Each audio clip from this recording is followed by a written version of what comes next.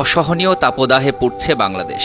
অন্যদিকে মরুর দেশ সৌদি আরব, দুবাই ভারী বৃষ্টিপাতে ডুবছে। জলবায়ুর এই বিরূপ প্রভাবে বিশ্ব যখন টালমাটাল, তখন নাসা দিল এক ভয়ঙ্কর খবর। সূর্যের বুকে শক্তিশালী সৌরঝড়। মহাকাশ গবেষণা সংস্থা নাসা বলছে 2024 সালে বেশ কয়েকটি সৌরঝড়ের প্রভাব পড়তে পারে পৃথিবীতে। ক্ষয়ক্ষতির পূর্বাভাসও দিয়েছে সংস্থাটি। সৌরঝড়ের প্রভাবে ক্ষতিগ্রস্ত হবে বিদ্যুৎ কেন্দ্র, রেডিও সংযোগ, স্যাটেলাইট ও জিপিএস ব্যবস্থা। এছাড়া মহাকাশচারীরাও বড় রকম ক্ষতির মুখে পড়তে পারে। বিষাক্ত বিকিরণের সম্মুখীন হতে পারেন তারা।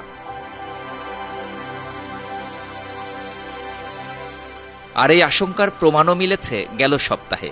কিছু সৌরঝড়ের প্রভাব পড়ে পৃথিবীতে।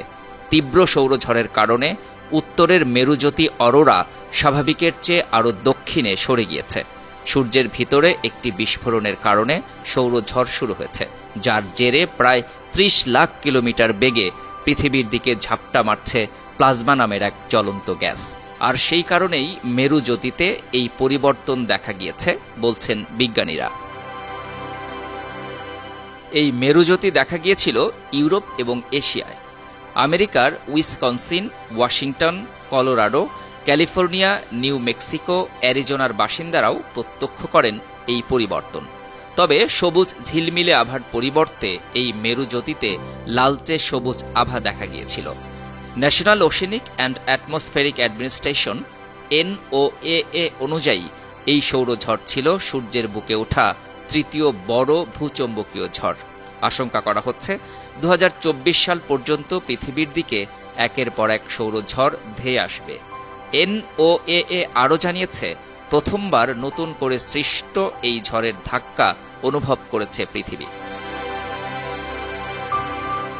এই সৌরঝড়ের প্রভাব সবচেয়ে বেশি পড়েছিল ভারত মহাসাগরের উপর। কিছুক্ষণের জন্য বিচ্ছিন্ন হয়ে গিয়েছিল বেতার সংযোগ। গরম হাওয়া এসে লাগে পৃথিবীর বুকে। সেই সৌরঝড়ের প্রভাব কমতে না কমতেই আবার নতুন করে পৃথিবীর দিকে সৌরঝড় ধেয়ে আসার আশঙ্কার কথা শুনিয়েছে নাসা। বিজ্ঞানীদের আশঙ্কা, এবারের সৌরঝড় আরও বড় এবং আরও প্রভাবশালী। নতুন সৌরঝড়ে ক্ষয়ক্ষতির পরিমাণও বাড়তে পারে।